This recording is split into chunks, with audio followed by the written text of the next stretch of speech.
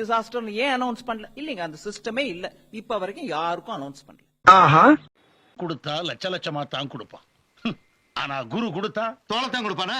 கழிச்சு போய் திருநெல்வேலியில 3 நாள் கழிச்சு போய் திருநெல்வேலியில் நின்னுக்கிட்டு எப்படி எப்படி இந்த புயல் வரதுக்கு முன்னாடி ரிலீஸ் பண்ணிட்டோம்.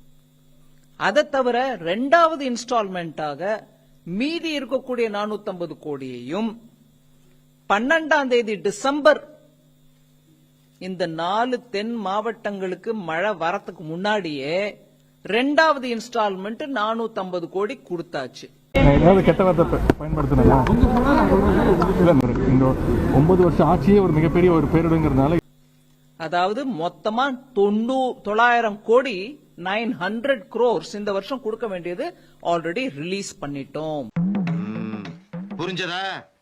ஏற்பட்ட பெருவெள்ளத்தையும் தற்போது தென் மாவட்டங்களில் ஏற்பட்டிருந்த வரலாறு காணாத வெள்ளத்தையும் இவ்வாறு கடும் பேரிடராக அறிவித்து NDRF-இல் இருந்து கூடுதல் நிதி ஒதுக்கிட வேண்டும் என்று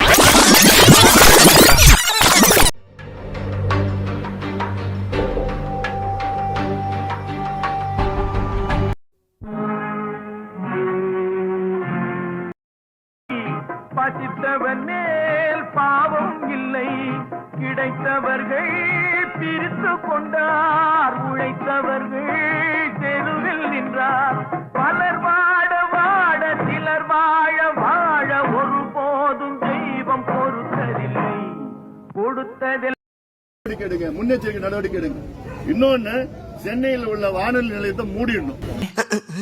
ஆப்ரஹாம் அப்துல் கலாமா சென்னையில் ஏற்பட்ட திடீர் வெள்ளப்பெருக்கு நமக்கு ஒரு தானியங்கி வானிலை நீர்மட்ட கருவிகள், அதிவேக கணினிகள்,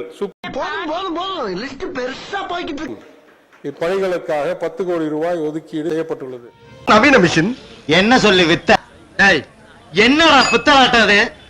இதுக்கு பேரு லேட்டஸ்ட் டெக்னாலஜி மிஷின்.